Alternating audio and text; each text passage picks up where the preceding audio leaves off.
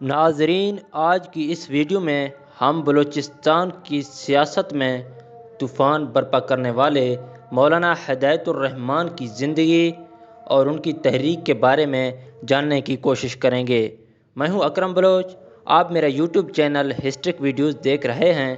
اگر ابھی تک آپ لوگوں نے ہمارے چینل کو سبسکرائب نہیں کیا تو کائنڈلی ہمارے چینل کو سبسکرائب کر دیجیے گا اور بیل آئیکن کو دبا دیجیے گا۔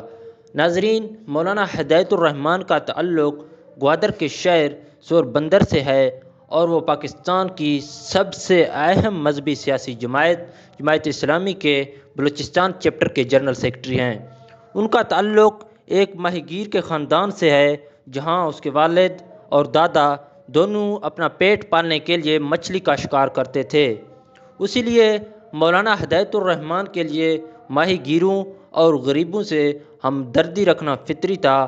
مولانا ہدایت الرحمن نے اسلامی جمعیت طلبہ میں شمولیت اختیار کی، جو کہ جماعت اسلامی کی اسٹوڈنٹ ونگ ہے اور 2003 سے ہی جماعت اسلامی کی سیاسی سرگرمیوں میں شامل تھا۔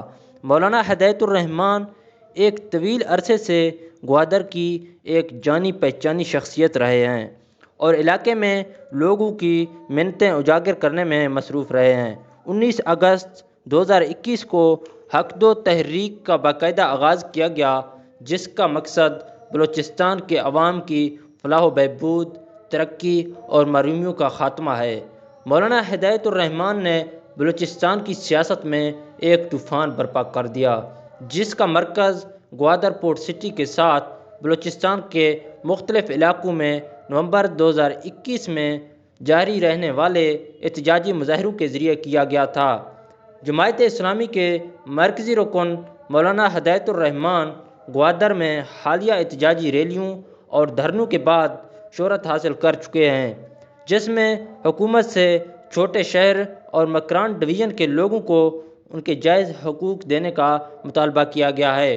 ایک ماہی گیر کے بیٹے مولانا ہدایت الرحمن مقامی مسائل پر بات کرتے رہے ہیں، جیسے بلوچستان کے علاقائی پانیوں میں سندھ کے ٹرالروں کی غیر قانونی ماہی گیری، گوادر میں بجلی اور پانی کی عدم دستیابی اور ایرانی اشیاء بالخصوص ایندھن پر پابندی وغیرہ شامل ہیں، اور ان احتجاجی دھرنوں میں لوگوں کی ایک بڑی تعداد کو متحرک کرنے میں وہ کامیاب رہے ہیں۔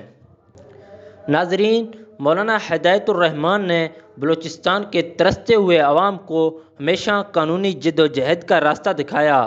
مولانا ہدایت الرحمن کی پرامن تحریک کو عوام کی بھرپور تائید حاصل ہے، جس کا مظاہرہ عوام نے انتخابات میں اپنے ووٹ کے ذریعے واضح مینڈیٹ دے کر کیا۔ انہیں تمام مقامی طبقات کی پرجوش اور بھرپور حمایت حاصل ہے اور خاص طور پر اس علاقے کی خواتین کا ان کی حق دو تحریک میں بنیادی کردار ہے۔ اس سے یہ ثابت ہوتا ہے کہ مولانا کی جد و جہد آئینی اور پرامن ہے۔ دنیا بھر میں مقامی وسائل پر اولین حق مقامی آبادی ہی کا ہوتا ہے، لیکن بدقسمتی سے بلوچستان میں بالکل اس کے برعکس ہے۔ ناظرین، ایک بار پھر حق دو تحریک گوادر کے سربراہ مولانا ہدایت الرحمن بلوچ کو 13 جنوری کو بنیادی حقوق کی فراہمی کے لیے جد و جہد کرنے کی پاداش میں گرفتار کیا گیا ہے۔ ناظرین، 26 دسمبر کے بدترین کریک ڈاؤن اور مولانا ہدایت الرحمن بلوچ اور دیگر قائدین کی گرفتاری اور مقدمات کے باوجود بلوچستان کے مختلف شہروں میں احتجاجی ریلیاں نکالی جا رہی ہیں، جس میں عوام کی بڑی تعداد شرکت کر رہی ہے۔ اگر آپ کو ہماری یہ ویڈیو اچھی لگے تو شیئر کر دیجیے گا۔ اگر آپ اس ویڈیو کے بارے میں اپنا کوئی رائے دینا چاہتے ہیں تو کمنٹ باکس کا استعمال کر سکتے ہیں۔